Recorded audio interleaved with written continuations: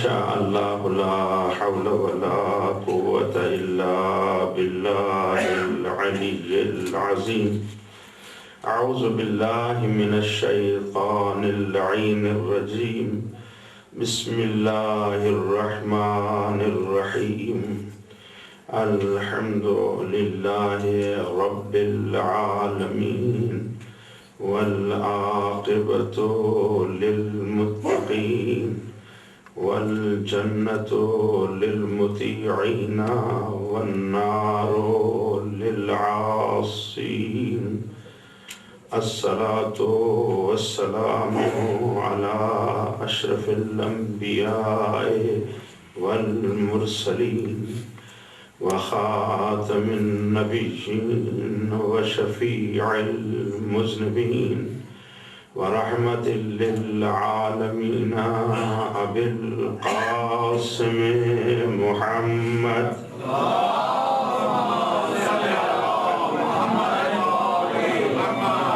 وآلہ الطیبین الطاہرین المعصومین المظلومین واللعنة الدائمة على أعدائهم أجمعين من يوم عداوتهم إلى يوم الدين وبعد يوم الدين، أما بعد فقد قال الله تبارك وتعالى في القرآن المجيد والفرقان الحميد، بسم الله الرحمن الرحيم، الذين آتيناهم الكتاب يتلونه حق تلاوته أولئك يؤمنون به ومن يكفر به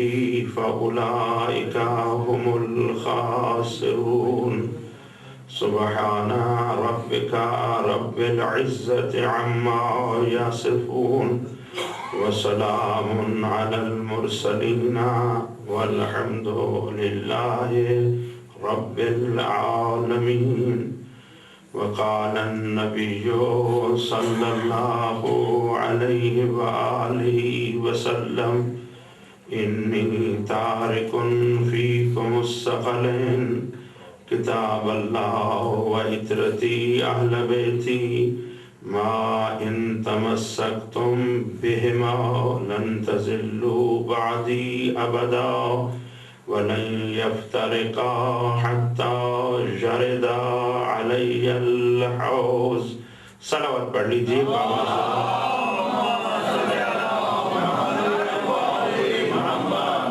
محترم اور معزز سامعین، آپ کے سامنے قرآن مجید فرقان حمید پہلا پارہ سورہ مبارکہ بقرہ سے آیہ مبارکہ 121 تلاوت کرنے کا شرف حاصل کر چکا ہوں۔ ساتھ ہی میں نبی کریم سرکار دو عالم صلی اللہ علیہ وآلہ وسلم کی زبان وحی ترجمان سے جاری ہونے والے ایک ایسے فرمان ذیشان کی بھی تلاوت کا شرف حاصل کر چکا ہوں جسے شیعہ سنی محدثین نے اپنی اپنی کتب احادیث میں تواتر کے ساتھ درج کیا ہے۔ ابتدائے کلام میں قاضی شبیر حسین نے قرآن مجید کی آیہ مبارکہ اور نبی رحمت کے فرمان ذیشان کو اس لیے تلاوت کرنے کا شرف حاصل کیا ہے کہ اپنے شیعہ سنی بھائیوں کو بتا دے کہ مذہب شیعہ اثنا عشریہ خیر البریہ کسی کے تصورات و تخیلات کا نام نہیں ہے، بلکہ یہ وہ عظیم مذہب ہے جس کی بنیاد اللہ کے قرآن پر ہے اور مصطفیٰ کے فرمان پر ہے۔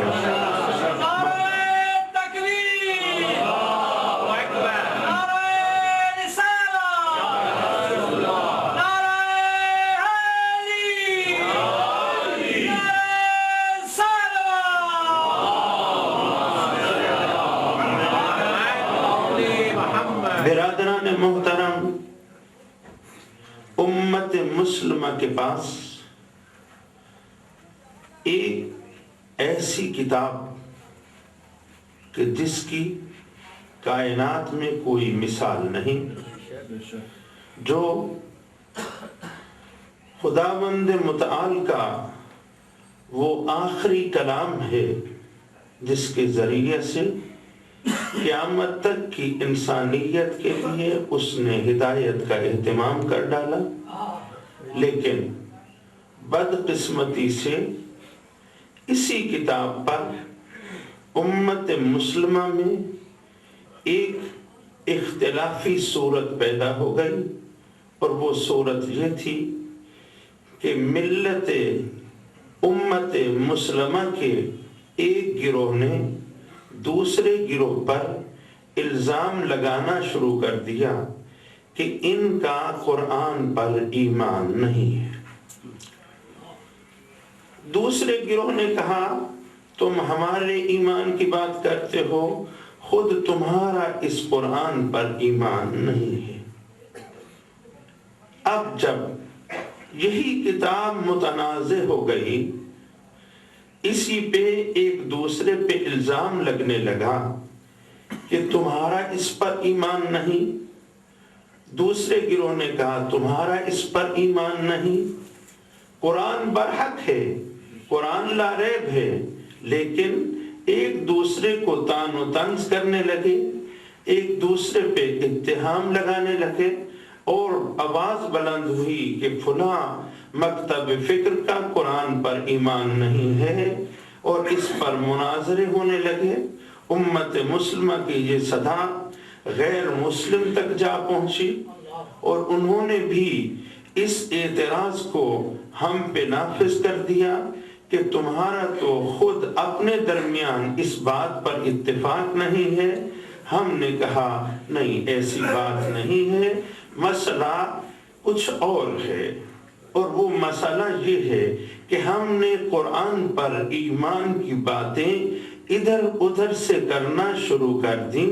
اگر ہم خود قرآن ہی سے پوچھ لیتے کہ اے اللہ کی کتاب تو ہی بتلا کہ کس کا تجھ پر ایمان ہے اور کس کا تجھ پر ایمان نہیں ہے، تو یہ لا ریب اور مقدس کتاب اپنے دامن میں اسی فیصلے کو محفوظ کیے ہوئے پہلا پارہ سورہ مبارکہ بقرہ آیہ مبارکہ 121 میں خود ارشاد فرماتا ہے، تمہیں میرے معاملے میں جھگڑنے کی ضرورت نہیں ہے، تمہیں میرے معاملے میں ایک دوسرے پر اعتراض کرنے کی ضرورت نہیں ہے، میں خود ہی اعلان کیے دیتا ہوں کہ کس کا مجھ پر ایمان ہے اور کس کا مجھ پر ایمان نہیں ہے۔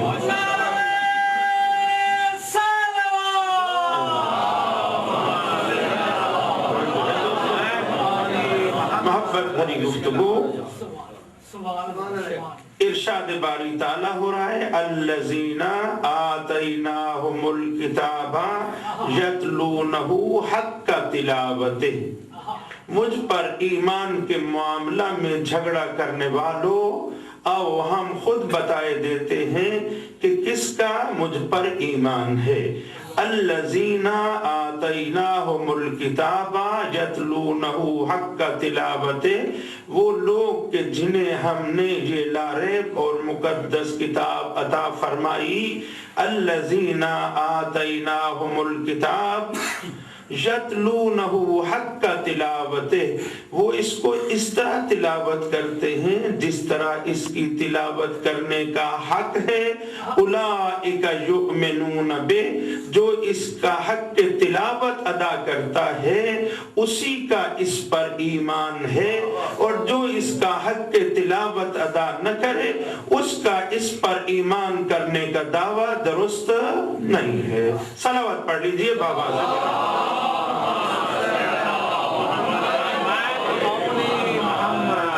الذین آتیناہم الکتاب یتلونہ حق تلاوتہ اولئک یؤمنون بہ ومن یکفر بہ فاولئک هم الخاسرون، اور جس نے اس سے انکار کیا یعنی حق کے تلاوت کو ادا نہ کیا وہی خسارہ اٹھانے والوں میں سے ہے۔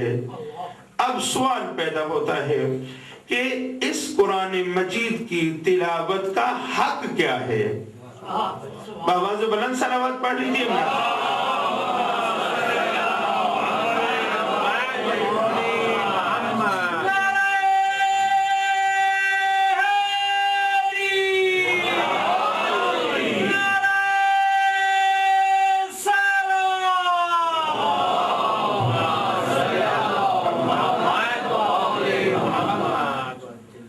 کیونکہ یہ عشرہ امام زین العابدین علیہ السلام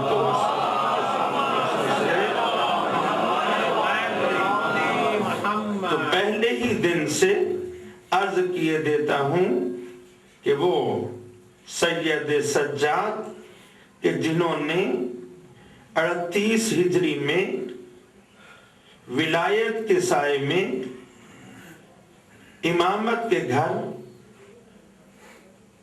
بی بی شہربانوں کی گودی میں آنکھ کھولی، 2 سال دادا کی سرپرستی میں، پھر 10 سال امام حسن مجتبی کی سرپرستی میں، اور پھر 10 سال اپنے بابا نامدار سید الشہداء امام حسین علیہ السلام کے سائے عاطفت میں بسر کیا۔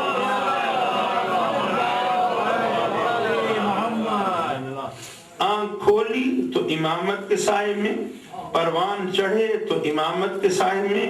مجھے یوں کہنے کی اجازت دے دیجئے کہ یہ قرآن ناطق کا وہ چوتھا پارہ ہے جس نے پہلے پارے کے دور میں آنکھ کھولی تو دوسرے پارے کو خود سے تلاوت کیا، اور تیسرے پارے کو تو خود نوک سینہ پہ اس طرح قرآن کی تلاوت کرتے دیکھا کہ پھر قرآن کی عظمت کو اپنی دعاؤں کے موتیوں میں محفوظ کر کے قیامت تک آنے والے ہر ماتمی عزادار کو بتا دیا، اے سید سجاد کے غم میں آنسو بہانے والے، آ تجھے یہی خون کے آنسو رونے والا امام بتلائے کہ عظمت قرآن کیا ہے۔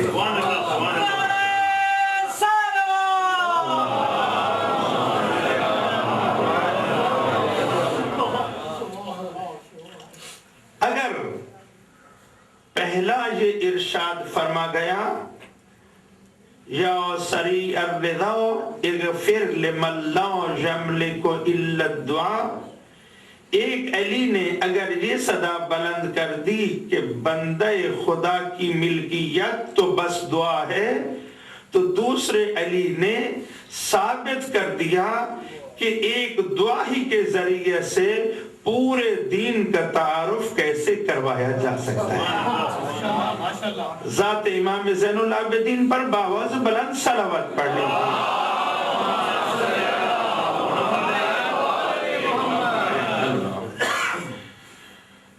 آپ کی دعاؤں کا مجموعہ جس کا نام صحیفہ سجادیہ ہے، اس کی 42ویں دعا میں آپ ارشاد فرماتے ہیں اللہم انکا عنتنی علی ختم کتابک الذی انزلتہ نورا، اے اللہ تیری حمد ہے اس بات پر کہ تو نے مدد فرمائی اور میں قرآن مجید کی تلاوت کو تمام کرنے میں سرخرو ہوا، وہ قرآن جس کو تو نے نور بنا کے نازل کیا۔ یہاں پہ مجھے یہ کہنے کی اجازت دے دو کہ جب قرآن کی تلاوت وارثان قرآن، یوں کہنے کی اجازت دے دو کہ جب صامت کو ناطق پڑھے تو اس وقت نور علی نور کی تفسیر سمجھ آ جاتی ہے۔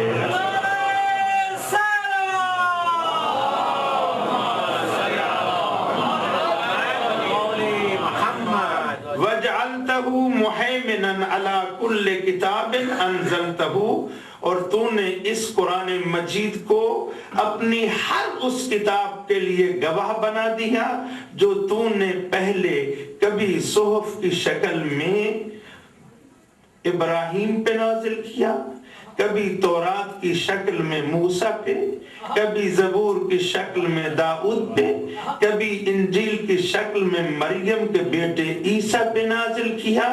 اگر یہ کتاب نہ ہوتی تو ان کتابوں کے لیے کوئی گواہ نہ ہوتا، اور مجھے یہ کہنے کی اجازت دے دو اگر یہ کتاب نہ ہوتی تو ان کتابوں کا کوئی گواہ نہ ہوتا، اور اگر میرے علی نہ ہوتے تو سابقہ انبیاء تو کجا خود سید الانبیاء کے لیے بھی گواہ نہ ہوتا۔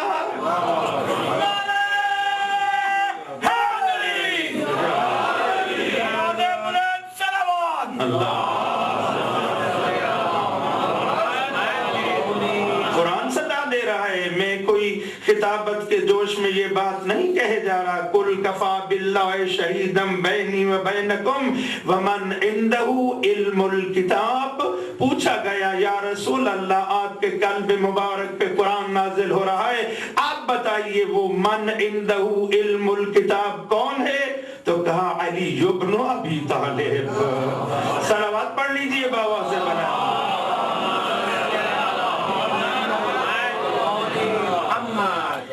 وَفَضَّلْتَهُ عَلَى كُلِّ حَدِيثٍ قَصَصْتَهُ، اور پروردگارہ تو نے آدم سے لے کر سید الانبیاء تک جو بھی بات کی اس بات پر تو نے قرآن کو فضیلت عنایت فرمائی۔ یہ سید سجاد ارشاد فرما رہے ہیں وَفُرْقَانًا فَرَقْتَ بِهِ بَيْنَ حَلَالِكَ وَحَرَامِكَ، اور تو نے اسی کتاب کو فرقان ٹھہرایا۔ سید سجاد کا ارشاد دعا میں ہے، دعا میں کمال یہ ہے کہ ممبر سلونی کا وارث بن کر ممبر پہ بیٹھ کے خطبہ ارشاد فرمانا اور بات ہے، اور مصلی عبادت پہ دست بدعا ہو کر اپنے دادا کی تعلیمات کو دعا کی صورت میں پیش کرنا سید سجاد کا کمال ہے۔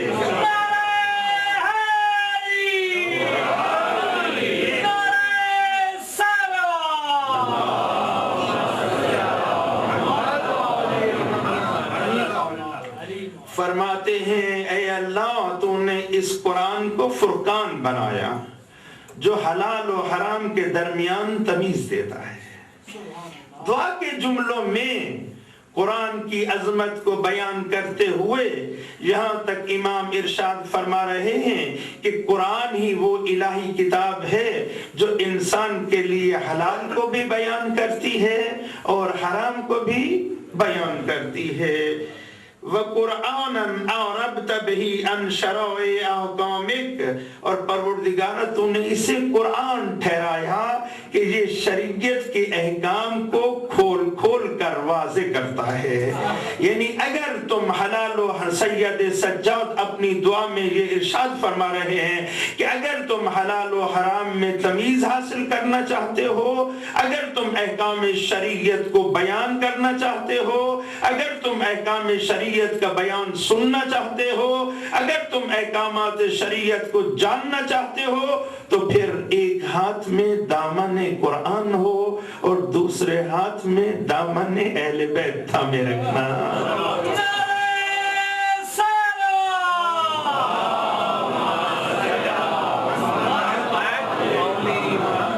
وَوَحْيًا أَنزَلْتَهُ عَلَى نَبِيِّكَ مُحَمَّدٍ صَلَوَاتُكَ عَلَيْهِ وَآلِهِ تَنزِيلًا، پروردگارہ یہ تیری وہ وحی ہے جو تو نے آمنہ کے لال، زہرہ کے بابا، حسنین کے نانا، وجہ تخلیق کائنات، سید الانبیاء حضرت محمد مصطفیٰ صلی اللہ علیہ وآلہ وسلم کے قلب مبارک پہ نازل فرمائی۔ اللہ، آئیے خود قرآن سے پوچھ لیتے ہیں کہ قرآن تو ہی بتلا کہ تیرے نزول کا قلب مبارک رسول پہ نازل ہونے کا سبب کیا ہے؟ تو سورہ مبارکہ نحل میں ارشاد باری تعالیٰ ہوتا ہے وَأَنزَلْنَا إِلَيْكَ الذِّكْرَ لِتُبَيِّنَ لِلنَّاسِ مَا نُزِّلَ إِلَيْهِمْ، آپ پر، آپ کے قلب مبارک پر ہم نے قرآن مجید اس لیے نازل کیا کہ آپ کھول کر بیان کریں لوگوں کے لیے کہ ان کی طرف کیا نازل کیا گیا ہے۔ نشہ ولایت میں مخمور دوست و احباب کو ایک منزل طے کروانا چاہتا ہوں۔ اے موالیان حیدر کرار، اگر زبان سید الانبیاء قرآن مجید کے ساتھ میں منزل بیان پر نہ ہو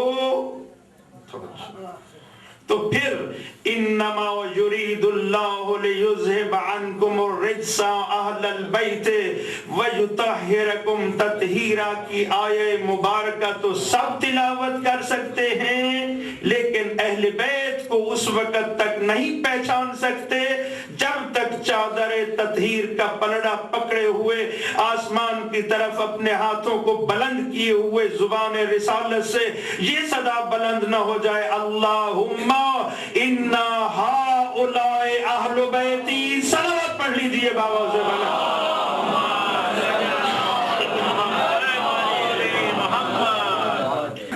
کیوں قلب مبارک رسول پہ قرآن نازل ہوا؟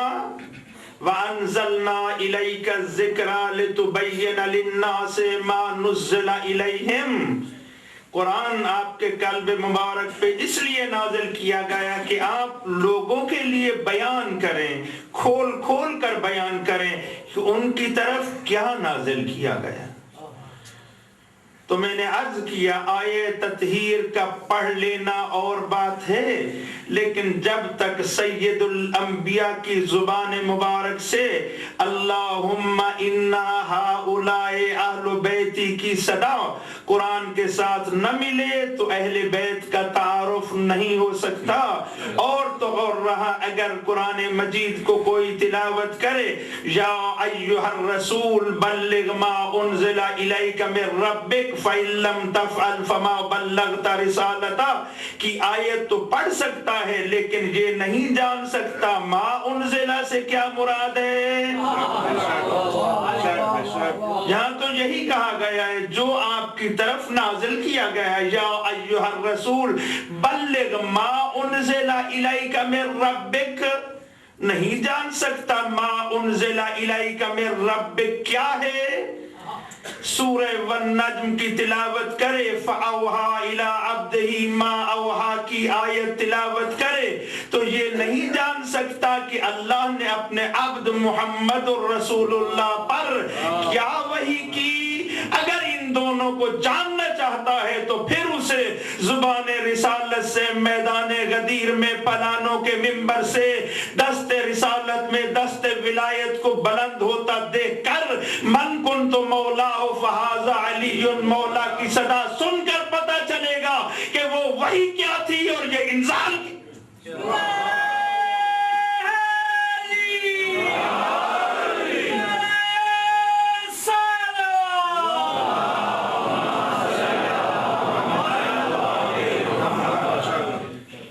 میرے چوتھے تاجدار ولایت ارشاد فرماتے ہیں وَوَحْيًا أَنزَلْتَهُ عَلَى نَبِيِّكَ مُحَمَّدٍ صَلَوَاتُكَ عَلَيْهِ وَآلِهِ تَنزِيلًا۔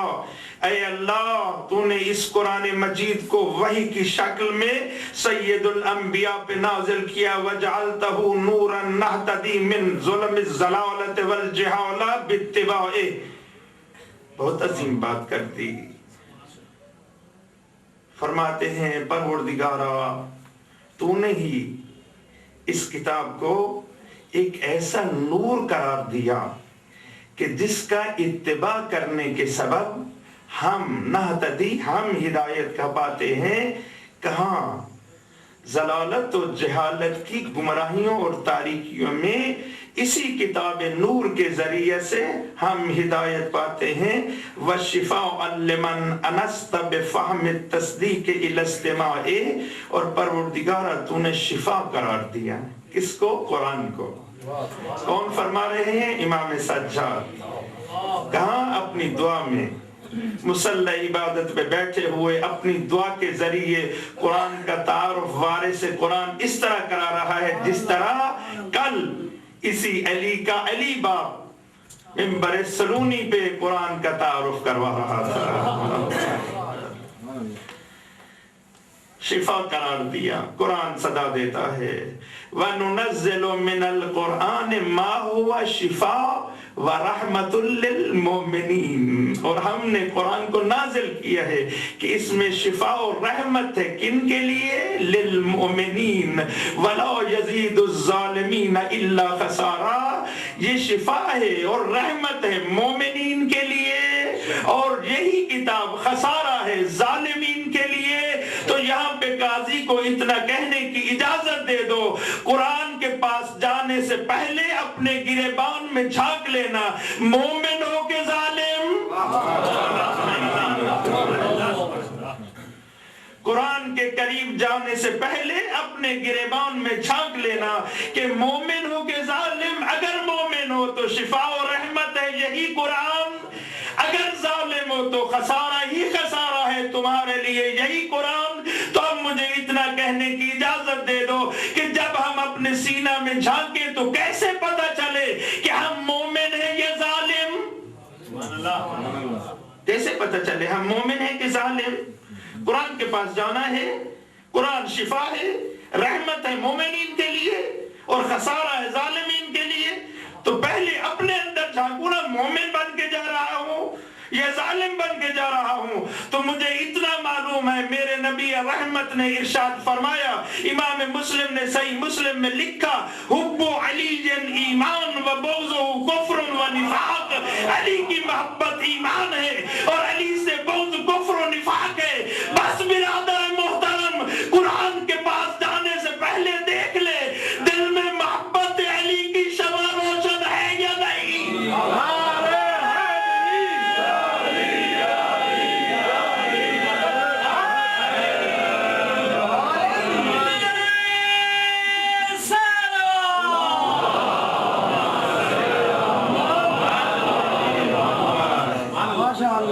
سید الانبیاء کی اس حدیث مبارک کی سماعت پر نشہ ولایت میں مخمور ہو کر نعرہ حیدری کی صدائیں بلند کرنے والے میرے موالی بھائیوں، مجھے اتنا بتلاؤ کہ آپ کے قلب میں تو شمع ولایت حیدر روشن ہے، تو پھر آپ قرآن کے پاس کیوں نہیں جاتے جبکہ وہ تمہارے لیے شفا بھی ہے اور رحمت بھی؟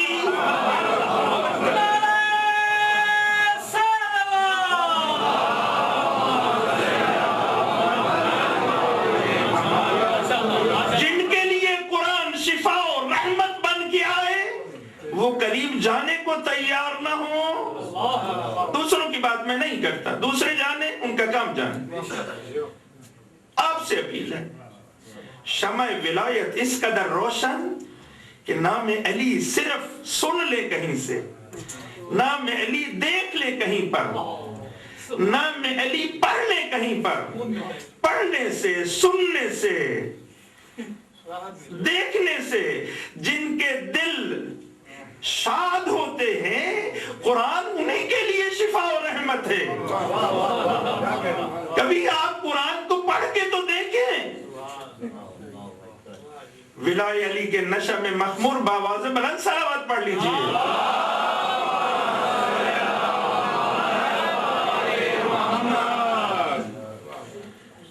آج کے بعد، آج 21واں روز ہے، برابر سے آپ کو مجالس سنتے ہو، آج کے بعد آؤ نا اسی مجلس حسین علیہ السلام کی خیرات لے کر گھر جائیں، اپنے اندر ایک پاکیزہ تبدیلی لے کر گھر جائیں۔ اور وہ بات کیا ہے؟ وہ بات یہی ہے کہ قرآن مجید کے معاملہ میں ہم سے جو سستی ہوئی، نہ جاننے کے سبب، متوجہ نہ ہونے کی وجہ سے، آج کے بعد عہد کرتے ہیں کہ اس سستی کو توڑ ڈالیں گے، اس کاہلی کو ختم کر دیں گے۔ قرآن مجید نہیں پڑھا تو پڑھنا شروع کریں گے، پڑھنا آتا ہے تو تلاوت میں جو ناغہ ہو جاتا ہے وہ نہیں کریں گے۔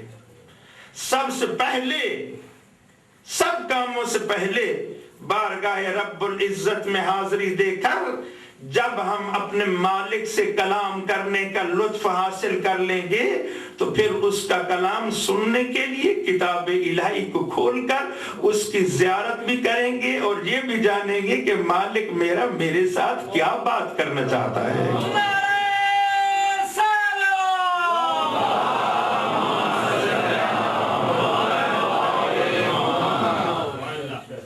ہے پروگرام پاکیزہ تبدیلی کا؟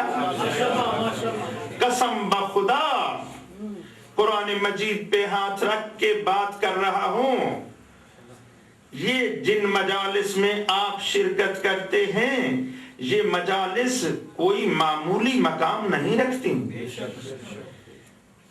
یہ بڑا باعظمت مقام ہے جہاں آپ حاضری دیتے ہیں۔ اور مجھے معاف کرنا، نہیں معلوم آپ گھر سے کیسے چلیں، یہ کام وہ کام، باتیں، گپ شپ، اور یہاں جب امام بارگاہ میں آئے تو علم کو سلام کیا اور امام بارگاہ میں داخل ہو گئے۔ لیکن علماء کے بیان کی ذمہ داری لیتے ہوئے عرض کر رہا ہوں کہ برادر محترم، ابھی بھی اس مجلس کی قدر تجھے معلوم نہیں، آج بتائے دے رہا ہوں اس مجلس کی قدر جان جب گھر سے تو ارادہ کر لیتا ہے کہ آج شام میں فلاں امام بارگاہ میں مجلس ذکر حسین میں شرکت کروں گا اور مظلوم کے غم میں آنسو بہاؤں گا، تو مظلوم کی مظلومہ ماں اپنے زخمی پہلو سے ہاتھ اٹھائے اسی وقت سے تجھے دعا کرنا شروع کر دیتی ہے، اسی وقت سے دعا ہو رہی ہوتی ہے، میرے اللہ یہ میرے بیٹے، یہ میری بیٹیوں کے غم میں رونے کے لیے فلاں امام بارگاہ کا قصد کر چکا ہے، میرے اللہ اسے اپنی حفظ و امان میں رکھنا، میرے اللہ اس کے گناہوں کو معاف کر دینا، اے اللہ اس نے میرے گھر کو اجڑتے نہیں دیکھا، لیکن اتنا عرصہ گزر گیا پھر بھی یہ آنسو بہانے کے لیے کتنا بےتاب ہے۔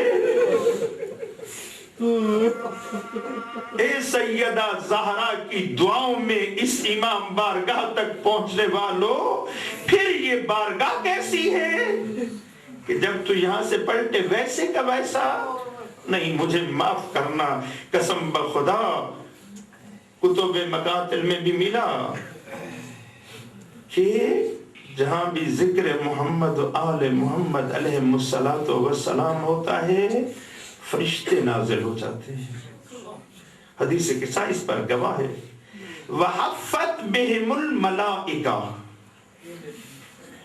حدیث قصہ گواہ ہے، وحفت بہم الملائکہ، فرشتے گھیرے میں لے لیتے ہیں، فرشتے گھیرے میں لے لیتے ہیں۔ وَاسْتَغْفَرَتْ لَهُمْ إِلَىٰ أَن يَتَفَرَّقُوا، اور جب تک وہ امام بارگاہ سے واپس اپنے گھروں کو نہیں پلٹتے وہ فرشتے ان کے لیے برابر میں استغفار کرتے رہتے ہیں۔ معلوم ہوا اس حدیث سے استنباط یہ ہوتا ہے کہ آپ جتنی دیر اس محفل میں بیٹھے رہیں، چاہے خطیب کا خطاب سنیں، چاہے نعرہ حیدری لگائیں، چاہے صلوات پڑھیں، چاہے خاموش بیٹھیں، چاہے کسی حالت میں بھی آپ اپنے آپ کو محمد و آل محمد علیہ السلام سے وابستہ رکھیں، جتنی دیر آپ یہاں ہیں آپ کے گناہ برابر سے بخشے۔ عظمت اہل بیت پر بلند تر صلوات۔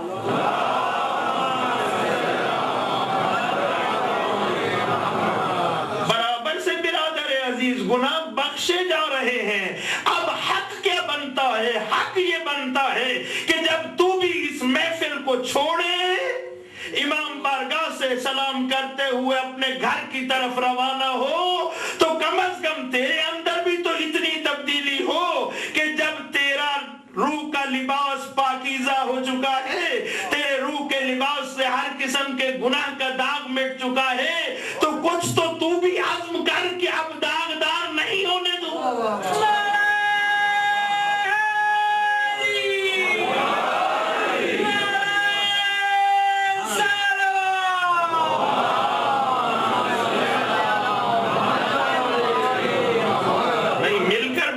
بلند صلوات پڑھ لیجیے۔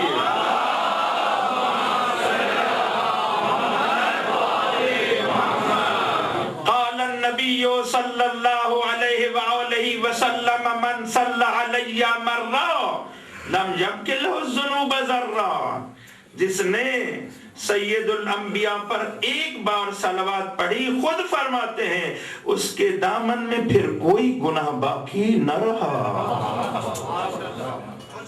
محمد وآل محمد بلند صلوات۔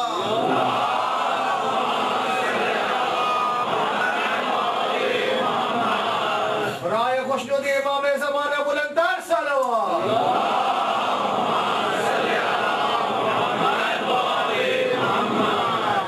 تو میں اپنی بات کو بھلا نہیں بیٹھا، دعوت دے رہا ہوں. آئیے آج اسی مجلس امام حسین علیہ السلام سے کہ جو سید سجاد علیہ السلام کے عشرہ کے عنوان سے جاری ہو چکی ہے، اتنا ضرور عرض کرنا چاہتا ہوں کہ آؤ اسی سید سجاد کے صدقہ میں کہ جس نے اپنے بابا کو نوک سینہ پہ قرآن کی تلاوت کرتے دیکھا، آج پہلی مجلس میں عہد کر رہے ہیں، اے نوک سینہ کے قاری سے قرآن سننے والے سید سجاد، تیرے عشرہ میں پہلے دن ہی تیرے عزادار یہ وعدہ کرتے ہیں کہ قرآن پڑھے ہوئے نہیں تو پڑھیں گے، پڑھے ہوئے ہیں تو پڑھنے میں جو کوتاہی ہوتی ہے وہ کوتاہی نہیں کریں گے، اور جو تلاوت ہوگی اس تلاوت کا حق ادا کر کے بتلائیں گے کہ قرآن پہ ایمان انہی کا ہوتا ہے کہ جن کے امام سر تن سے جدا ہونے کے بعد بھی نوک سینہ پہ قرآن کی تلاوت کر کے بتلائیں کہ سر تن سے جدا ہو سکتا ہے، قرآن ہم سے جدا نہیں ہو سکتا. تو آئیے نئے عزم و جذبہ ونولہ و عہد کے ساتھ لگا دیجئے ایک ایسا نعرہ جس میں قرآن کی تلاوت کا عزم موجود ہو. لگائیے نعرہ حیدری.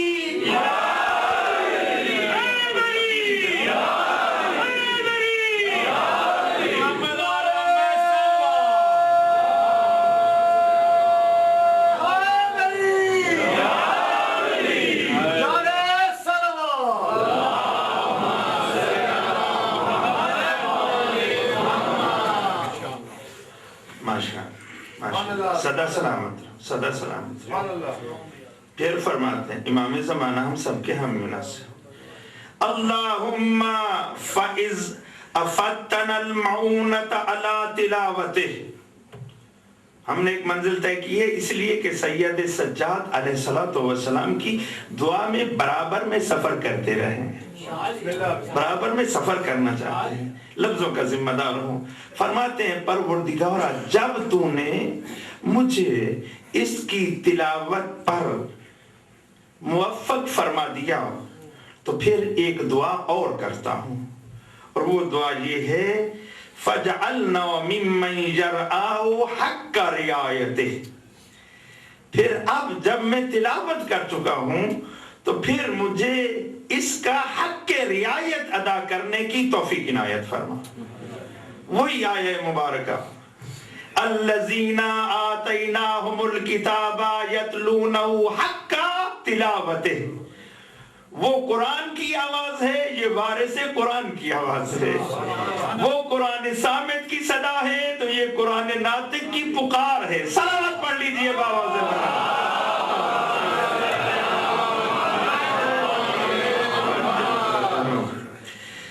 فَجْعَلْنَا مِمَّنْ يَرْعَاهُ حَقَّ رِعَایَتِهِ، پھر مجھے اس کا حق کے رعایت ادا کرنے کی توفیق عنایت فرما دے. امام کی دعا پر ختم انبیاء بلندتر صلوات.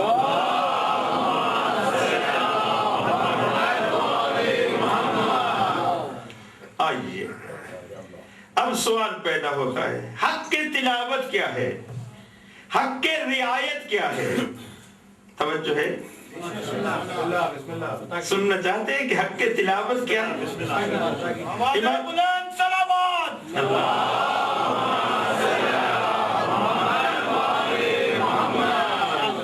حق کے تلاوت کیا ہے، حق کے رعایت کیا ہے؟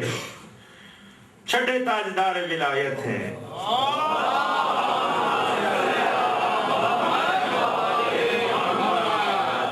مدینہ میں صادق رسول کی مسند پر صادق وصی رسول تشریف فرما ہے.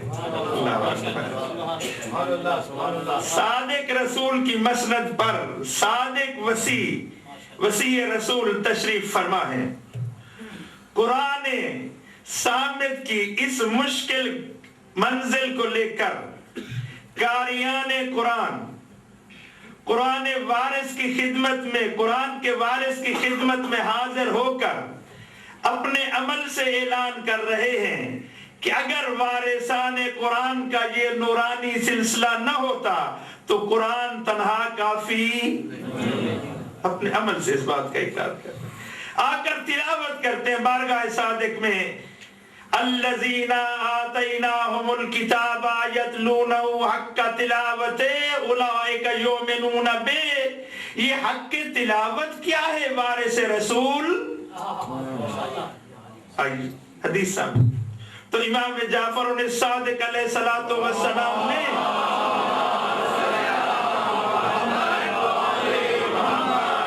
حق تلاوت میں حقوق تلاوت 9 بیان کیے. کچھ آج سنا دیتا ہوں, نہیں ساری آج سنا دیتا ہوں.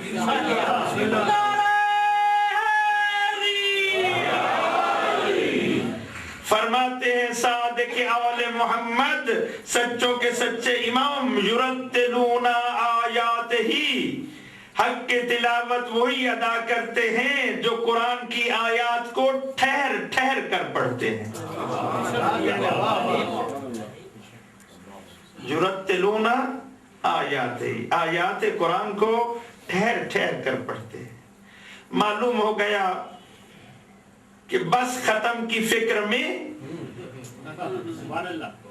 توجہ فرمائیں, بس ختم کی فکر میں یا یعلمون کا پتہ چلا یا تعملون کا پتہ چلا اور باقی پتہ نہیں کیا ہو گیا. فکر ہے ختم ہو جائے. اور میں آپ بھائیوں کو بھی متوجہ کیے دیتا ہوں کہ بعض مرتبہ کسی مرحوم کے ایصال ثواب کے لیے پارا پارا پکڑا دیا جاتا ہے اور وہ محترم جو اس محفل میں آیا تھا اس کے لیے پارا پڑھنا مسئلہ بنا ہوا ہے. توجہ فرمائیں, پارا دے دیا اور وہ اس کو مسئلہ. اب 2 صورتیں, یا تو وہ بس قرآن مجید کے آداب کو پامال کرے اور کھینچے جلدی جلدی کہ یہ صفحہ ختم ہو, یہ ختم ہو, یہ ختم ہو, پاؤ ختم ہو گیا, نصف ختم ہو گیا, ثلث ختم ہو گیا اور یہ ختم ہو گیا. اللہم صلی علی. اور اگر وہ آہستہ آہستہ ٹھہر ٹھہر کر آداب قرآن کو مد نظر رکھ کے پڑھے تو پھر آپ کی دعا ہو جائے گی اس کا پارا ابھی ختم. ناراض تو نہیں ہو گئے؟ پھر ایک محبت بڑی صلوات تو پڑھ لیجیے.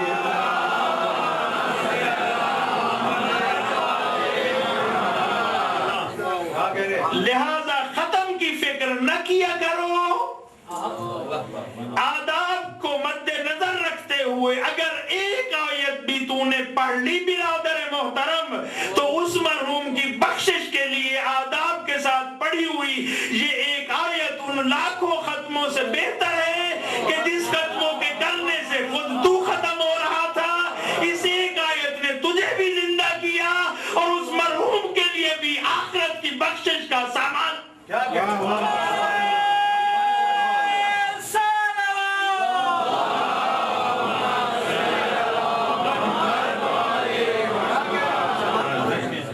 یرتلون آیات ہی, حق کی تلاوت یہ ہے کہ اسے ٹھہر ٹھہر کے پڑھا جائے.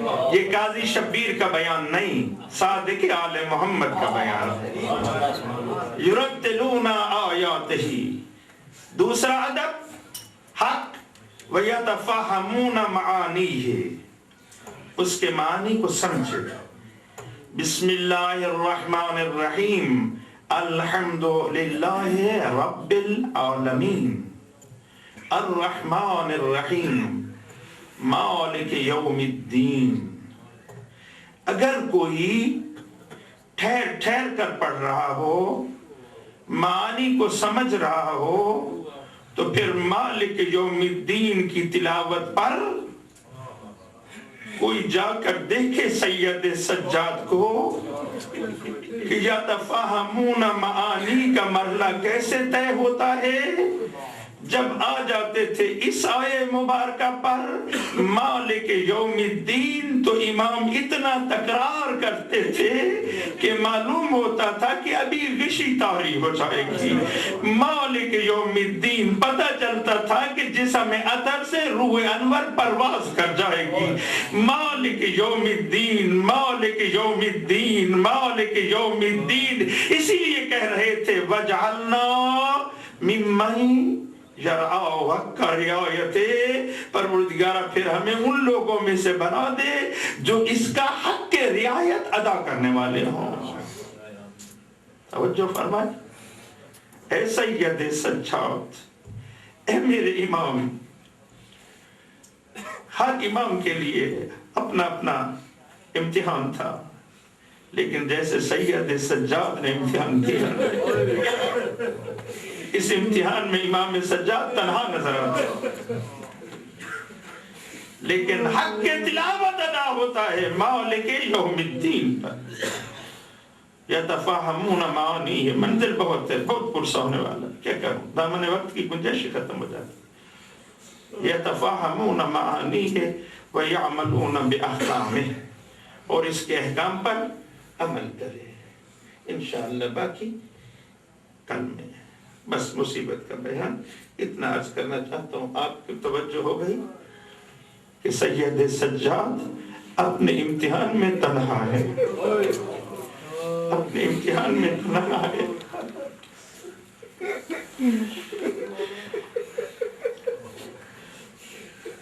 اللہ الامام اماما ولو کان صبیا. امام امام ہوتا ہے چاہے عالم بچپن میں ہی کیوں نہ ہو.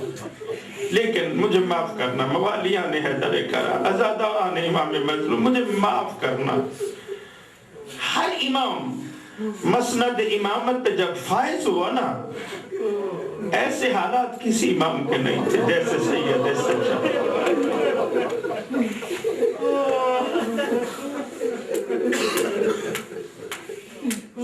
امام حسین علیہ السلام اس وقت تشریف لائے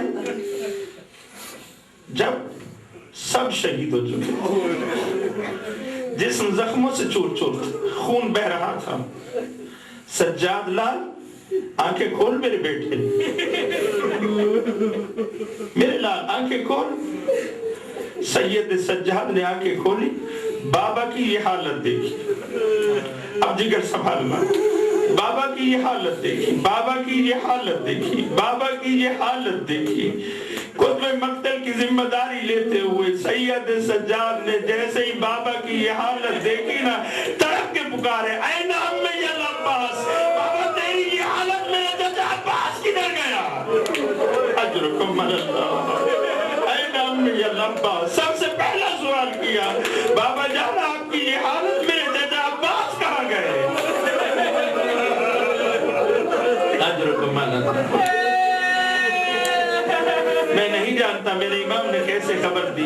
قتل عمک العباس، تیرے چچا عباس شہید ہو گئے. بس آزادہ ہو. اس عالم میں امام نے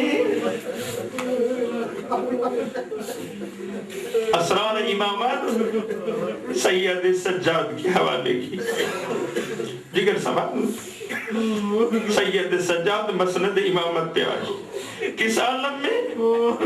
اس عالم میں جب یہ خبر ملی قتل عمک العباس، سجاد تیرا چچا عباس مارا گیا، بس میں تجھے الوداعی سلام کرنے آیا ہوں سجاد. یہ اسرار امامت آپ کے سپرد کیے دیتا ہوں. اب تیرا بابا جا رہا ہے. ازادہ سید سجاد پھر عالم غش میں چلے گئے. اب سید سجاد نے مسند امامت پر جو پہلا منظر دیکھا اس کی طرف متوجہ کرنا چاہتا ہوں. آزادہ کچھ دیر گزری تھی کہ زہرا کا لال شمر کے خنجر سے شہید ہو گیا. ہائے قیامت کا منظر، آسمان خون برسانے لگا، زمین لرز گئی، سرخ و سیاہ آندھی چلنے لگی، اور اس عالم میں ایک مرتبہ صدا بلند ہوئی قد قتل الحسین بکربلا. ہائے حسین کربلا میں ذبح ہو گئے، ہائے حسین کربلا میں قتل ہو گئے. زینب کبریٰ دوڑی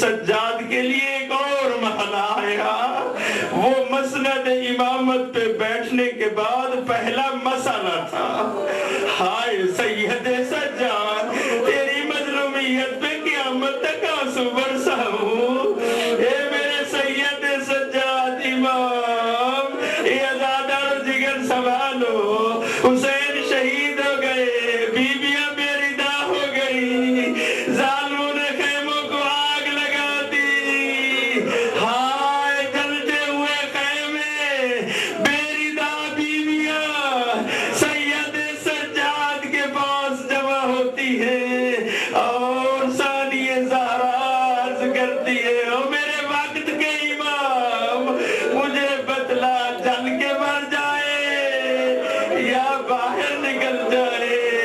سید سجاد نے عرض کی پھوپھی اماں انت عالمت غیر معلمہ، اب خود عالمہ غیر معلمہ ہے پھوپھی اماں، کہا وقت کا امام تو سجاد تو ہے، جگر سنبھالنا، ماتم کی تیاری کرنا، ہاتھ کو سینے پہ مارنا تیرے مذہب میں جیسے، ہاتھ کو پیارا نہ کرنا، ماتم خواہش زہرا ہے۔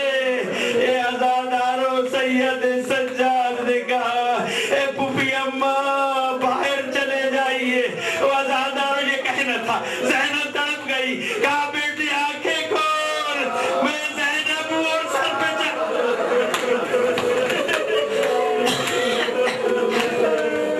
اجرکم علی اللہ، یہی ہے حق پرسا، میں زینب ہوں اور میرے سر پہ چادر نہیں سجاد، آنکھیں کھول، میرے سر پہ چادر نہیں سجاد۔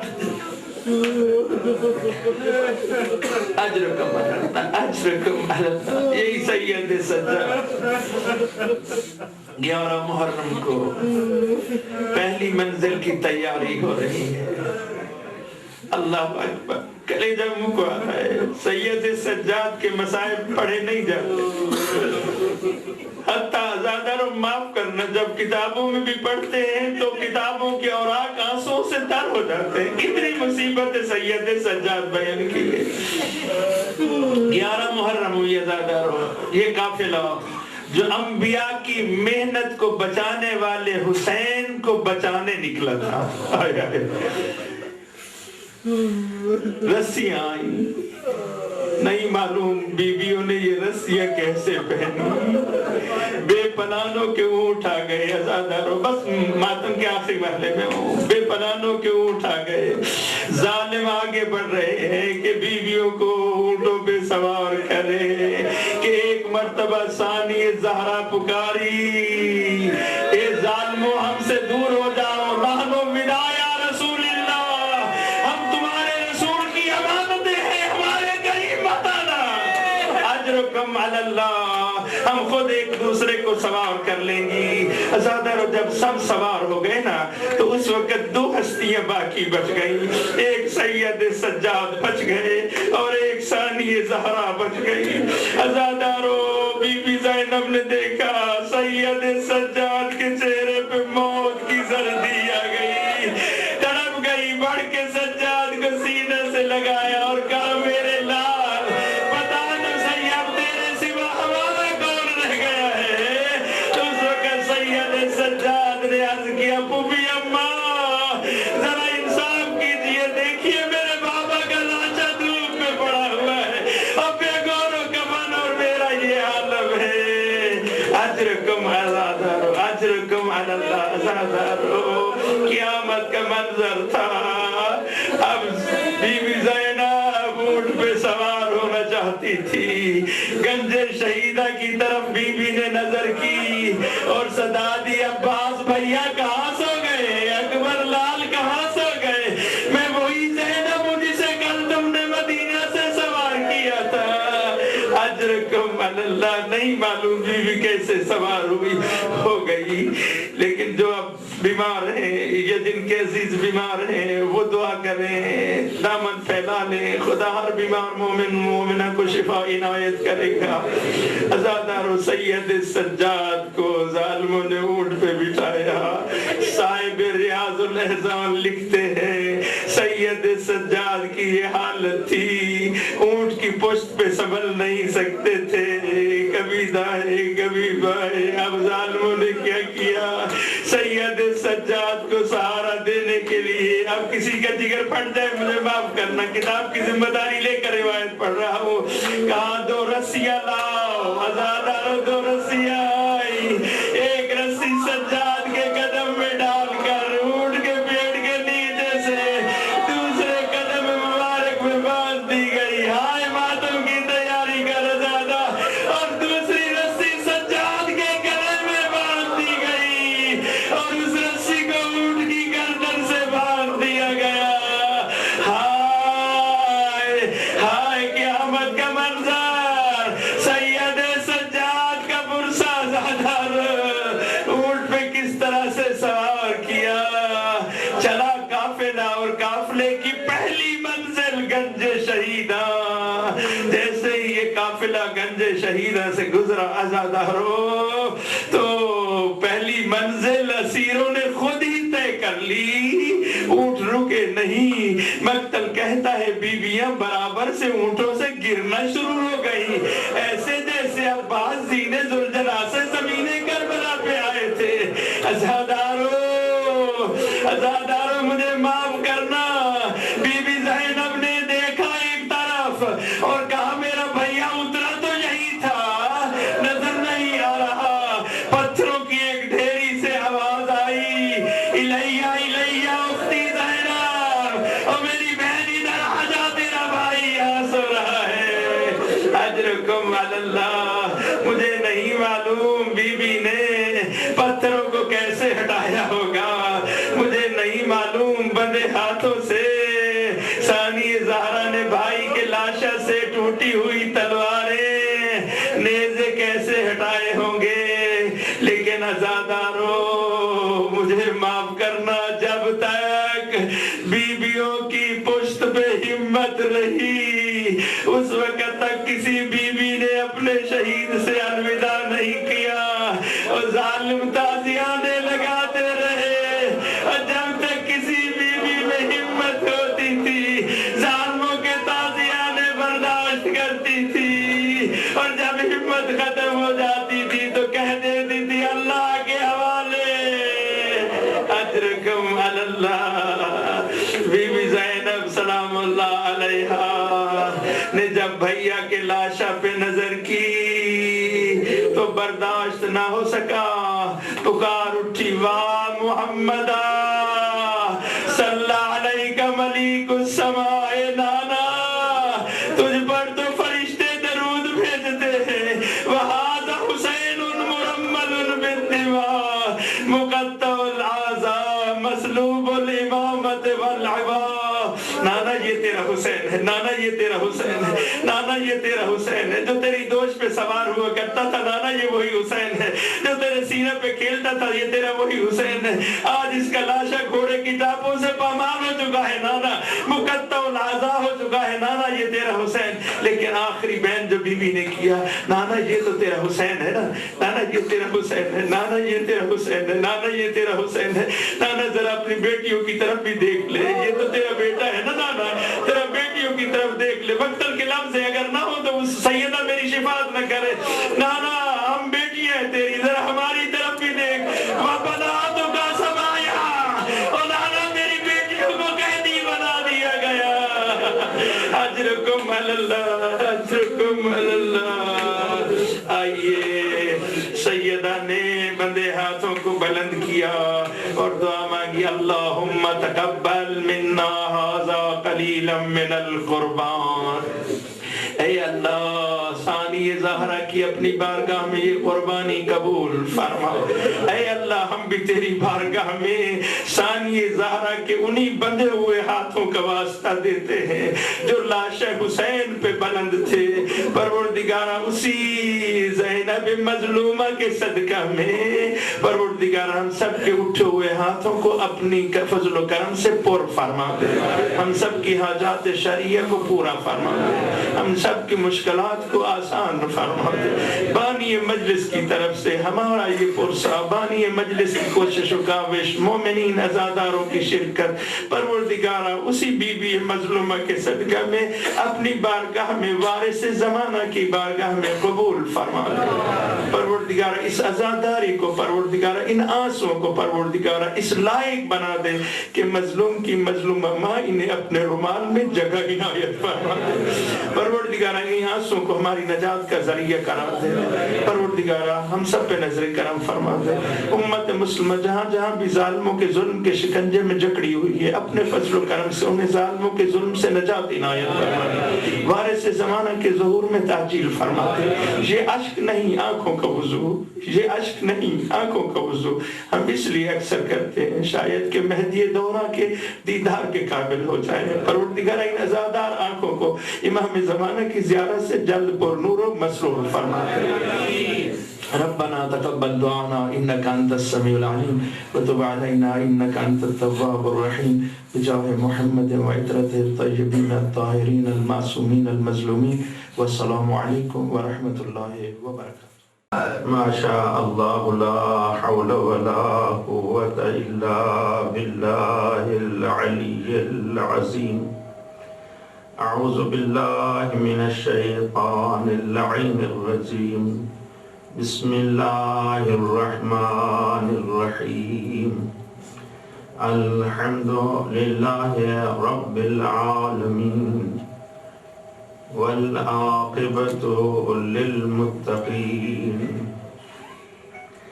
الصلاة والسلام على أشرف الأنبياء والمرسلين وخاتم النبيين وشفيع المذنبين ورحمة للعالمين أبي القاسم محمد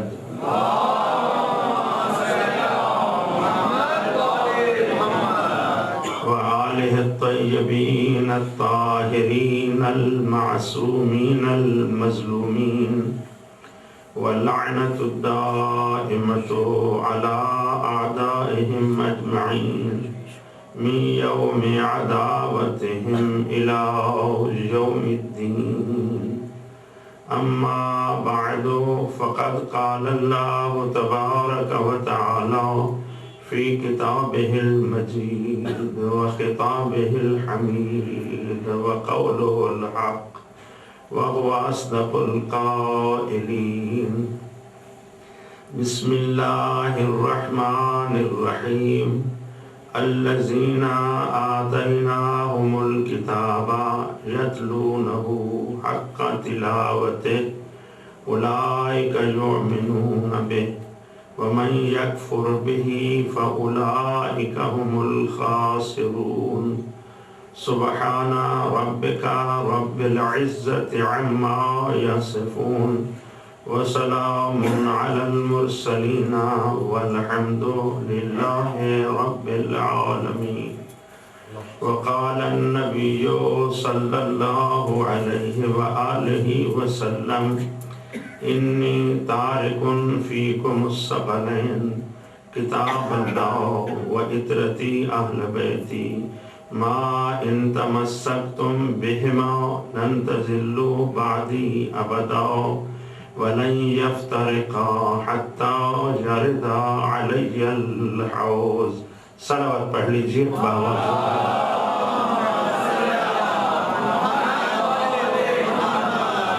محترم اور معزز سامعین، آپ کے سامنے قرآن مجید فرقان حمید پہلا پارہ سورہ مبارکہ بقرہ سے آیہ مبارکہ 121 تلاوت کرنے کا شرف حاصل کر چکا ہوں۔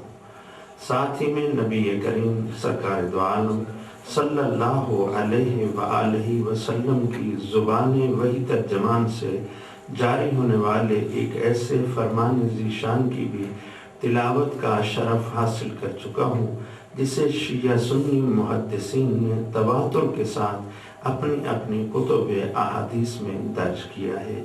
ابتدائے کلام میں قاضی شبیر حسین نے قرآن مجید کی آیہ مبارکہ اور نبی رحمت کے فرمان ذیشان کو اس لیے تلاوت کرنے کا شرف حاصل کیا ہے کہ اپنے شیعہ سنی بھائیوں کو بتا دے کہ مذہب شیعہ اثنا عشریہ خیر البریہ کسی کے تصورات و تخیلات کا نام نہیں ہے، بلکہ یہ وہ عظیم مذہب ہے جس کی بنیاد اللہ کے قرآن پر ہے اور مصطفیٰ کے فرمان پر ہے۔ محبت بھائی صلوات پڑھ لیجیے۔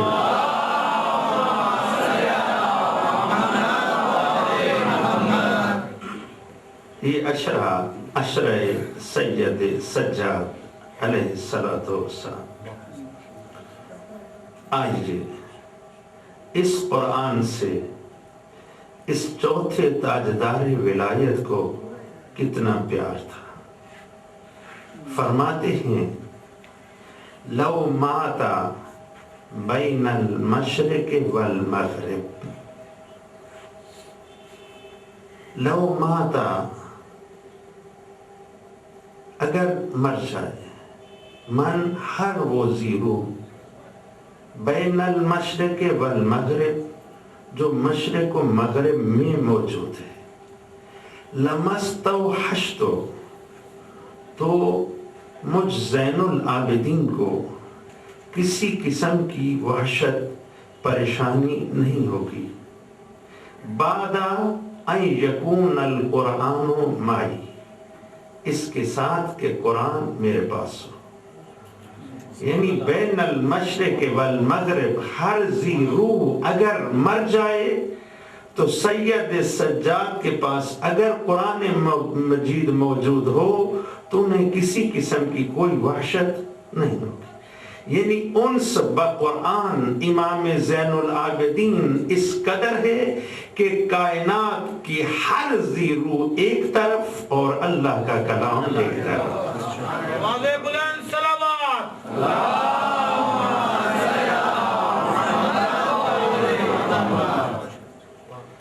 قرآن سے اتنا پیار، اس قدر پیار، اور پھر میرے چوتھے تاجدار ولایت نے، مسند امامت کے وارث نے، جن کے بارے میں ہم نے یہ سنا کہ بس وہ روز عاشور بیمار تھے اور پھر بیمار کربلا کے نام سے مشہور ہوئے، پانی پہ نظر پڑی تو رو دیے، کسی جوان کو دیکھا تو رو دیے۔ اس کے سوا ہمارے پاس امام علیہ السلام کی کوئی خبر نہ تھی۔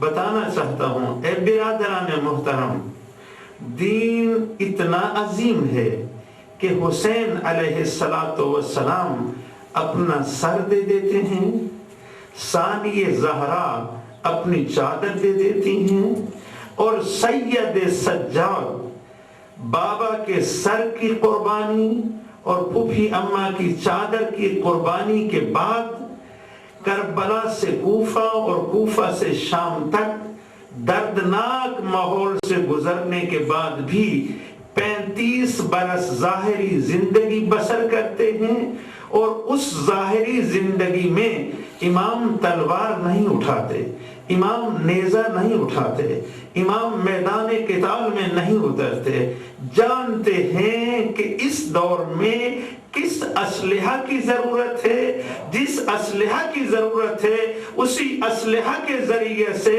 امام نے دین کی دفاع کی وہ جنگ لڑی کہ قرآن کے بعد پوری کائنات میں مستند ترین کتاب جو موجود ہے اسے صحیفہ کاملہ کہتے ہیں۔ امام زین العابدین علیہ السلام بلند تر صلوات۔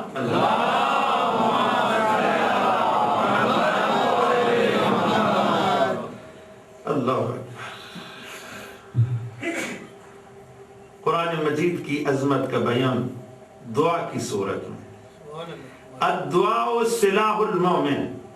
میں کل کے خطاب میں عرض کر چکا ہوں منبر سلونی کے وارث نے جو کام منبر پہ بیٹھ کے کیا، اس علی کے علی پوتے نے وہی کام مصلی عبادت پہ بیٹھ کر ہاتھ دعا کے اٹھا کر ڈالا. اور دادا سے دعا لی. دادا علی آپ منبر سے یہ بیان دے رہے تھے اور میں مصلی عبادت میں بیٹھ کر دست بدعا ہو کر یہی پیغام دے کر بتلا رہا ہوں. اگر ہمارے جد کہہ گئے ہیں الدعاء سلاح المومن، تو میں اپنے عمل سے ثابت کر رہا ہوں کہ دعا کا اسلحہ کس قدر کارساز ہے کہ میری دعائیں قیامت تک لوگ دعا کی صورت میں پڑھیں گے اور عقیدہ کی خیرات حاصل کریں گے.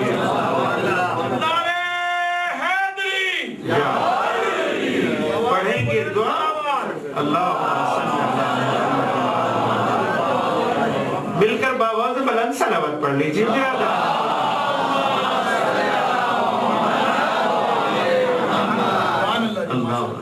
فرماتے ہیں اللہم فَإِذْ أَفَدْتَنَا الْمَعُونَةَ عَلَى تِلَاوَتِ. اے اللہ اگر تو نے مجھے اس کی تلاوت کی توفیق بخشی ہے اور وَسَحَّلْتَ جَوَاسِيَ أَلْسِنَتَنَا بِحُسْنِ عِبَارَتِ، اور میری زبان کی گرہ اس قدر کھول دی ہے کہ تیرا کلام میری زبان پہ جاری ہونے لگا، تو پروردگار پھر کیا کر فَجْعَلْنَا مِمَّنْ يَرْعَاهُ حَقَّ رِعَایَتِهِ. اب مجھے اس طرح بنا دے کہ میں اس قرآن کی حق کے رعایت کو ادا کروں. وَيَدِينُ لَكَ بِإِعْتِقَادِ التَّسْلِيمِ لِمُحْكَمِ آیَاتِ، اور پھر میں اس کی آیات محکمات پر اعتراف و تسلیم کے ساتھ اس طرح عمل کروں جس طرح عمل کرنے کا حق ہے. تو آئیے چھٹے تاجدار ولایت سے حق کے رعایت اور حق کے تلاوت کے بارے میں کل ہم مدینہ میں مسجد نبوی میں مسند صادق پر صادق جانشین کو دیکھتے ہوئے اس سوال کا جواب پا رہے تھے کہ مولا حق کے تلاوت کیا ہے؟ تو آپ نے فرمایا یرتلون آیات ہی، اس کی آیات کو ٹھہر ٹھہر کے پڑھا جائے.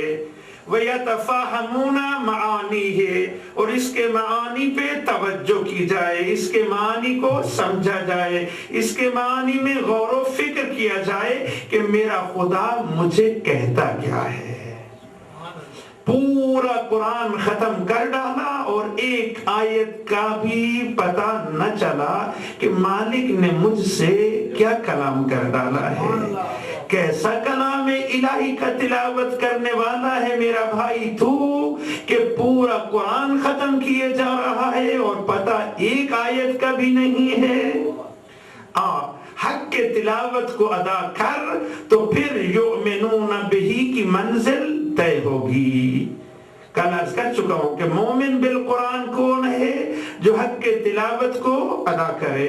اور حق کے تلاوت میں امام جعفر صادق علیہ السلام ارشاد فرماتے ہیں یرتلون آیاتہ ویتفاہمون معانیہ ویعملون بأحکامہ. آیات الہیہ کی تلاوت ٹھہر ٹھہر کے اس لیے کرنی چاہیے کہ معانی و مفاہیم سمجھ میں آ جائیں، اور جب معانی و مفاہیم سمجھ آ جائیں گے تو پتہ چل جائے گا کہ میرا خدا مجھ سے کیا چاہتا ہے، وہ اس میں مجھے کیا حکم دیتا ہے. یعملون باحکام، جب اس کے احکام کا علم ہو جائے تو پھر ان کے احکامات پر عمل کر کے دنیا والوں کو بتلا دے کہ میں بندہ خدا ہوں، کسی غیر کا بندہ. امام زمانہ بلند تر صلوات.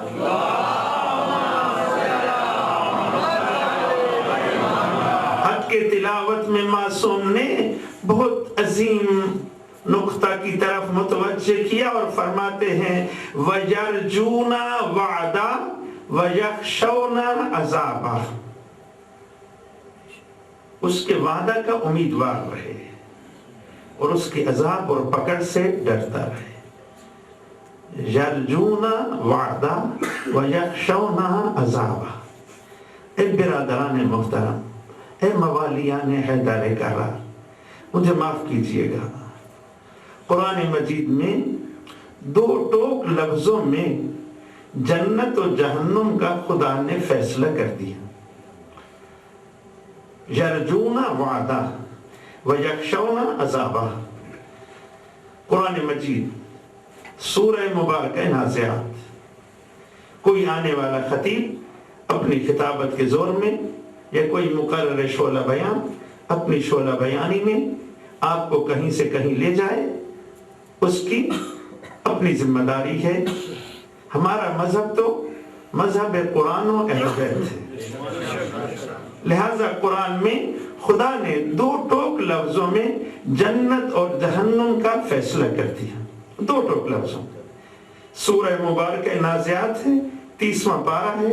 ارشاد باری تعالیٰ ہے فَأَمَّا مَنْ طَغَى وَآثَرَ الْحَيَاةَ الدُّنْيَا. 2 ٹوک بات ہے، باتیں صرف 2. فَأَمَّا مَنْ طَغَى وَآثَرَ الْحَيَاةَ الدُّنْيَا، جس نے سرکشی کی، جو طاغوت بنا. فَأَمَّا مَنْ طَغَى وَآثَرَ الْحَيَاةَ الدُّنْيَا، اور اس نے دنیاوی زندگی کو دین پر ترجیح دے دی. توجہ چاہتا ہوں، محنت آئے گا نا چاہے تو. قرآن پڑھ رہا ہوں، 30واں پارہ سورہ مبارکہ نازعات. 2 لفظ ہیں. فَأَمَّا مَنْ طَغَى وَآثَرَ الْحَيَاةَ الدُّنْيَا فَإِنَّ الْجَحِيمَ هِيَ الْمَأْوَى. جس نے صرف 2 کام کر لیے، سرکشی کی اور دنیاوی زندگی کو ترجیح دی، قرآن نے صدا دے دی فَإِنَّ الْجَحِيمَ هِيَ الْمَأْوَى، جہنم اسی کا ٹھکانہ ہے. تو خود سوچیے، غور کیجیے، سرکشی کیا ہے؟ طاغوتیت کیا ہے؟ خدا نے کہا فرعون طاغوت تھا، لیکن وہ خدا جس نے اپنی لاریب اور مقدس کتاب میں فرعون کو طاغوت کہا ہے، ایک برادران محترم کسی قسم کے شک و شبہ میں نہ پڑ جانا. وہ صدا دیتا ہے ان الانسان لیطغی ان رآہ استغنی. سورہ مبارکہ علق میں ارشاد فرماتا ہے ہر انسان ان الانسان لیطغی طاغوت بن جاتا ہے. ہر انسان ان رآہ استغنی، جب وہ اپنے آپ کو تھوڑا سا بے نیاز پاتا ہے. جیسے ہی بے نیازی آئی تھوڑی سی، فوراً وہ سرکش ہو گیا. میں جوانی آئی تو کہا میں، مال و دولت آیا تو کہا میں. اے برادران محترم، یہی میں تو سرکشی ہے. اللہ اور اس کا جواب بس دعا ہے. اللہ اکبر. اس کا جواب بس دعا ہے کہ ہر وقت ہاتھ دعا کے اٹھائے ہوئے اسی سے مانگ مانگ کر بتاتا رہے کہ میں بے نیاز نہیں ہوں، میں تو محتاج محض ہوں، بے نیاز تو تیری ذات ہے.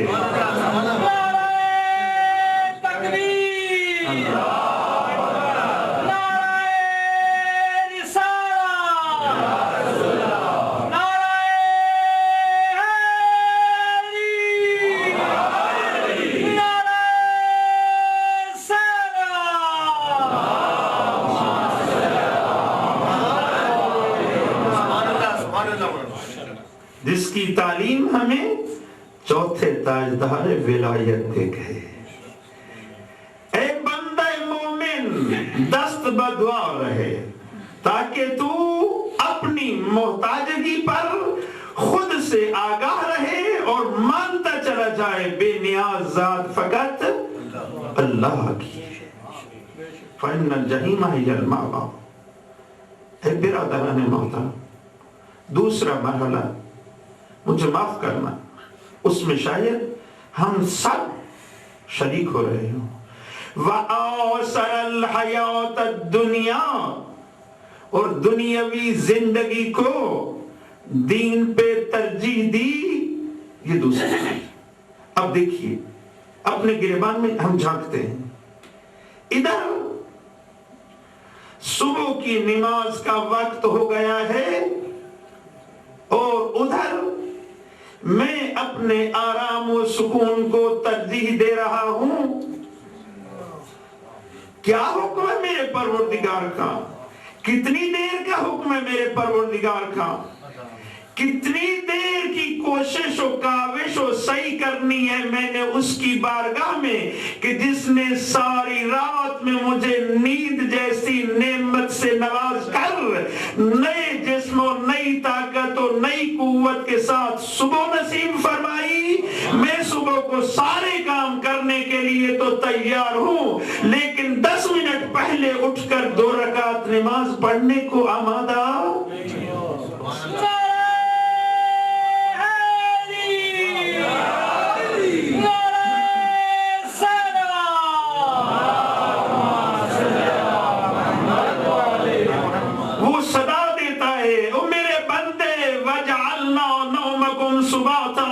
ہم نے تیرے لیے نیند کو بنایا تاکہ تیری تھکان دور ہو جائے۔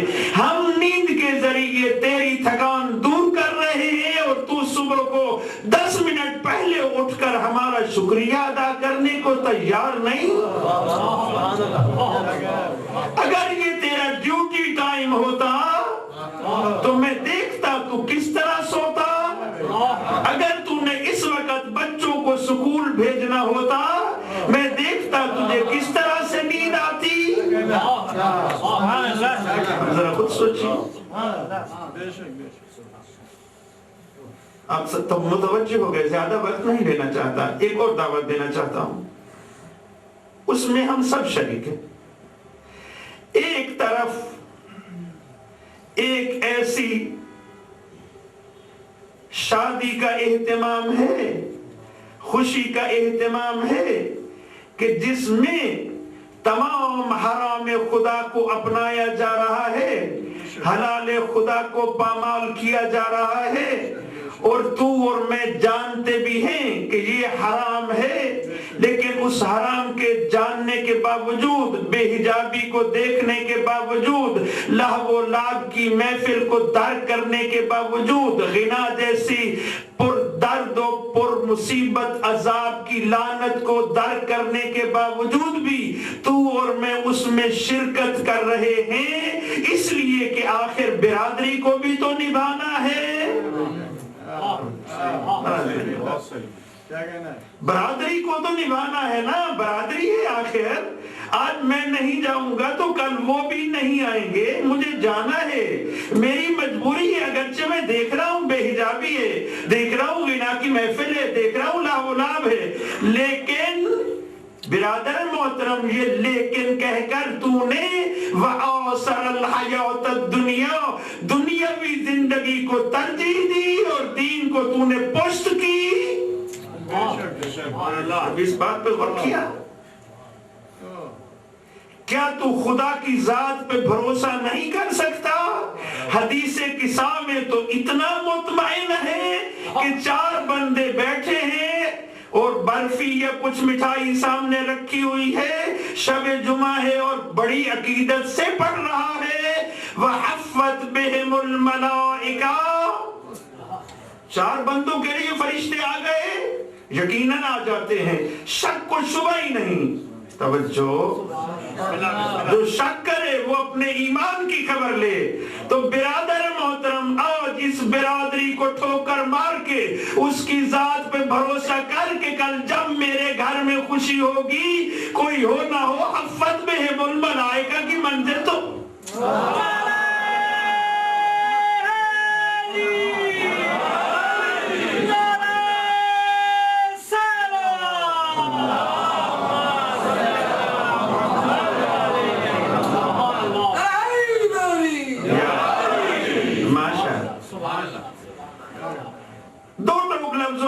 ارشاد فرمایا فَأَمَّا مَنْ تَغَوْا وَعَوْسَرَ الْحَيَاةَ الدُّنْيَا فَإِنَّ الْجَحِيمَ هِيَ الْمَأْوَىٰ۔ حق کی تلاوت یہ ہے برادران محترم، وَيَخْشَوْنَ عَذَابًا، جب اس کی عذاب کی خبر سنے تو بندہ مومن حق کی تلاوت کو ادا کرتے ہوئے کانپ اٹھے۔ وَيَرْجُونَ وَعْدًا، اور جب اس کا وعدہ انعام آ جائے تو پر امید ہو جائے۔ اس کے لیے بھی خدا نے دو ٹوک لفظوں میں بات کی، وَأَمَّا مَنْ خَافَ مَقَامَ رَبِّهِ، اور وہ شخص جو اس مرحلے میں اپنے پروردگار کی بارگاہ میں حاضری سے گھبرا گیا۔ اے سید سجاد علیہ السلام کے عشر اعظام میں تشریف لانے والوں، مصلی عبادت تو دور کی بات ہے، جب سید سجاد وضو کرتے تھے تو رنگ متغیر ہو جاتا تھا کہ بارگاہ رب العزت میں حاضری کا وقت آ رہا ہے۔ معصوم عن الخطا امام، آئے تطہیر کے مصداق امام، سید سجاد وضو کرتے رنگ متغیر ہو جاتا۔ اے برادر محترم، اسی سید سجاد کے عشر اعظام میں ذرا تو بھی تو فیصلہ کر لے کہ کس امام کی صف اعضاء پہ آیا ہوا ہوں۔ وہ تو وضو کرتے ہوئے معصوم ہوتے ہوئے اپنے رنگ کو متغیر کر کے تجھے خبر دے رہے ہیں کہ کس مالک کی بارگاہ میں جانا ہے۔ وہ ہماری عظمت کے قصیدے پڑھنے والوں، وہ اتنا عظیم ہے کہ جس کی بارگاہ میں ہم جیسے عظیم بھی جاتے ہوئے گھبرا جاتے ہیں۔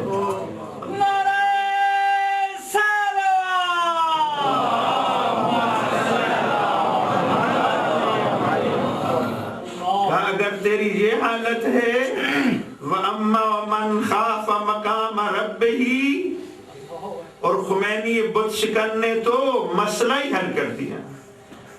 وہ فرماتے ہیں عالم در محضر خدا ہست، اے بندہ مومن وہ کوئی اور ہوگا جو اپنے پروردگار کی بارگاہ میں جائے گا۔ بندہ مومن تو ہر وقت بارگاہ رب العزت میں ہوتا ہے۔ اللہ، عالم در محضر خدا ہست، پھر کیا فرماتے ہیں؟ در محضر خدا معصیت نہ کنید، خدا کے حضور تو گناہ نہ کر۔ اسی لیے معصوم ارشاد فرماتے ہیں جب کوئی بندہ گناہ کرتا ہے تو اس کی دو حالتوں میں سے ایک حالت ضرور ہوتی ہے، یا تو وہ خدا کو حاضر نہیں مانتا، اور اگر کوئی خدا کو حاضر نہ مانے وہ مومن نہیں رہتا، یا حاضر تو مانتا ہے لیکن اس کی کوئی پرواہ نہیں کرتا۔ جو خدا کو حاضر مان کے پرواہ نہ کرے وہ بھی دائرہ ایمان سے خارج ہو جاتا ہے۔ اسی لیے فرماتے ہیں اے بندہ مومن، جب تجھ سے کوئی گناہ سرزد ہو جائے تو پھر توبہ کرنے میں دیر نہ کر۔ کیوں؟ اس لیے کہ موت کا لمحہ کسی وقت بھی آ سکتا ہے۔ اس سے پہلے کہ موت آئے تو فوراً توبہ کر کے پھر دائرہ ایمان میں داخل ہو کر علی ولی اللہ کا کلمہ پڑھتے ہوئے ولایت کی تجدید کر کے اپنے قلب کو نور ایمان سے پھر سے منور کر لے۔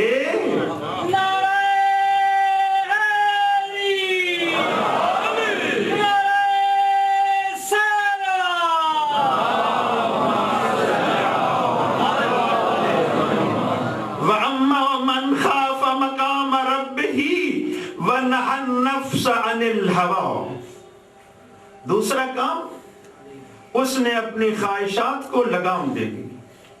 وَنَهَى النَّفْسَ عَنِ الْهَوَىٰ، اس نے اپنے نفس کو خواہشات سے روک لیا۔ سنو گے فَإِنَّ الْجَنَّةَ هِيَ الْمَأْوَىٰ، دو ٹوک لفظوں میں دو کام تم کر لو، خدا کہتا ہے جنت تمہارا گھر ہے۔ دو کام تم کر لو. کون کون سے؟ وَأَمَّا مَنْ خَافَ مَقَامَ رَبِّهِ وَنَهَى النَّفْسَ عَنِ الْهَوَىٰ فَإِنَّ الْجَنَّةَ هِيَ الْمَأْوَىٰ. جنت اسی کا ٹھکانہ ہے، جہنم اس کا ٹھکانہ ہے. اب موالیان حیدر کرار، آپ کو پتا ہے جب تک نشہ ولایت نہ لوں مجھے چین نہیں آتا. اب یہ جو حدیث میں کہا گیا ہے کہ یا علی انت قسیم النار والجنہ، اے علی آپ جنت و دوزخ کو تقسیم کرنے والے ہیں.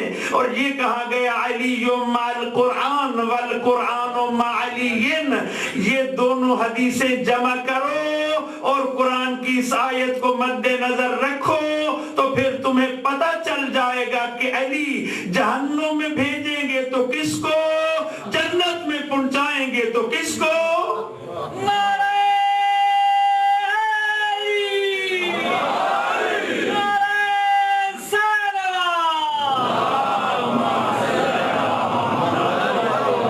توجہ ہے نا میری طرف دوست صاحبان، محنت رائے گاہ نہیں جا رہی ہوگی انشاءاللہ. بس مجھے یہ کہنے کی اجازت دے دو، وہ علی جو وارث قرآن ہے، وہ علی جو قرآن کا ساتھی ہے، وہی علی قرآن کے اسی اصول کو مد نظر رکھتے ہوئے ان لوگوں کو جہنم میں بھیجتے جائیں گے جو لوگ سرکش ہوں گے، جو لوگ دنیاوی زندگی کو ترجیح دیتے ہوں گے، اور انہیں جنت میں بھیجتے جائیں گے جو اپنے پروردگار کی بارگاہ کی حاضری میں گھبراتے ہوں گے اور اپنی خواہشات نفسانی کو دباتے ہوں گے، انہیں جنت میں بھیجتے جائیں گے. اور مجھے یوں کہنے کی بھی اجازت دے دو، علی والوں نشہ ولایت میں مخمور ہو کر عرض کرنا چاہتا ہوں، اگر جنت محبان علی کے لیے ہے تو علی کے محب ہو ہی وہی سکتے ہیں جو اما من خاف مقام ربی کی منزل کو طے کر رہے ہو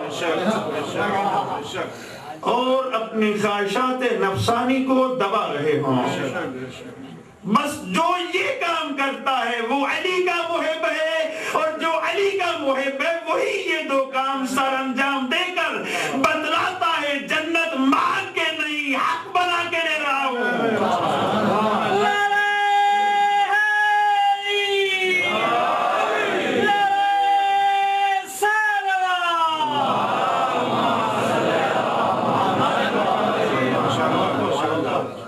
آخر تک بیٹھے ہوئے دوست احباب ایک محبت بھری صلوات پڑھ لیں.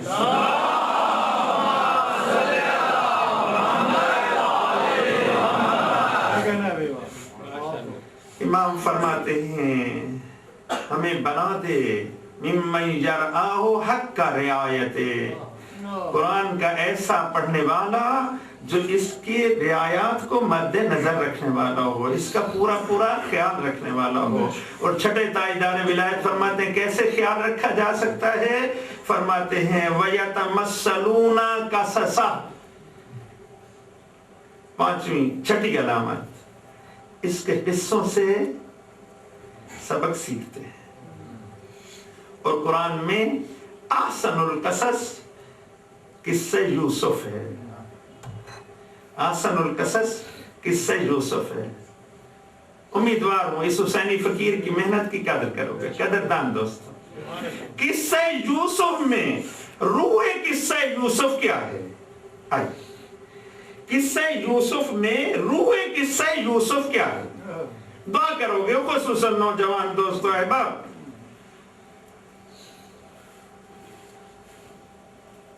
ملکہ مصر زلیخا بند کمرے میں یوسف علیہ نبینا علیہ السلام کو لے جا چکی ہے. دروازہ بند ہے، ارادہ غلط ہے.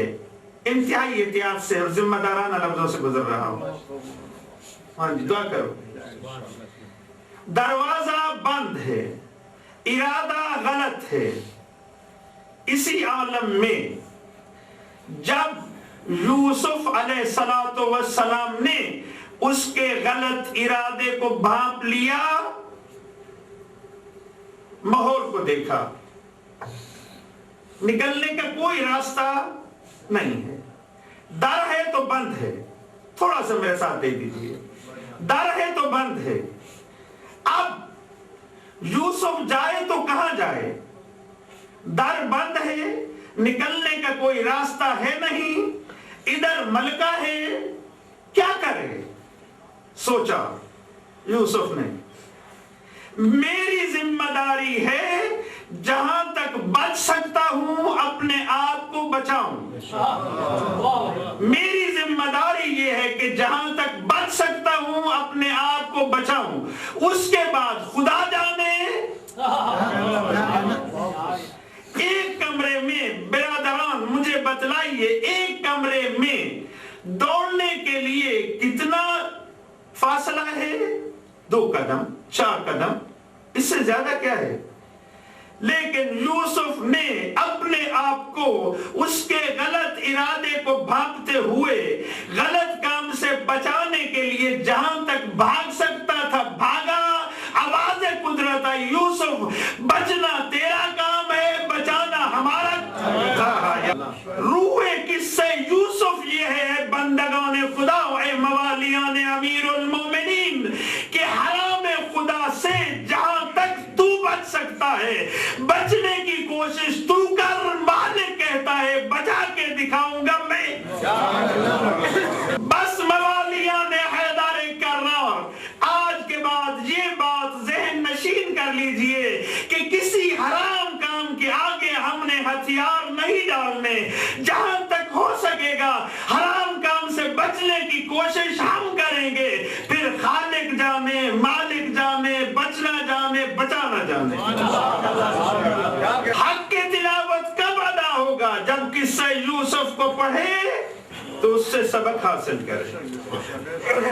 किस्सा यूसुफ पढ़े तो उससे सबक हासिल करें। और फिर कहा वयअतबिरूना अमसालह। ये हक की तिलावत इमाम बयान कर रहे हैं, याद है ना कुछ इंशाअल्लाह भी दोहराए देता हूं।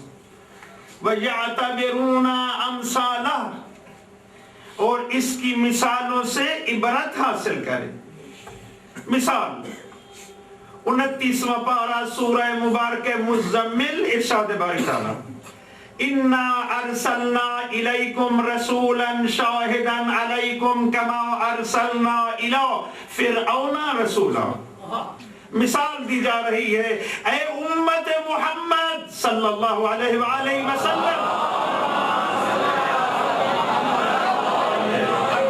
हमने तुम्हारी तरफ एक ऐसा ही रसूल भेजा है जैसे हमने एक रसूल भेजा था फिरऔन की तरफ। इन्ना अरसलना इलैकुम रसूलन शाहिदन अलैकुम कमा अरसलना इला फिरऔन रसूला। देखो तुम्हारी तरफ भी वैसे ही रसूल आया है जैसे फिरऔन की तरफ रसूल आया था। फअसा फिरऔन रसूला फअखज़नाहु अख़ज़न वबीला। फिरऔन ने उस वक्त के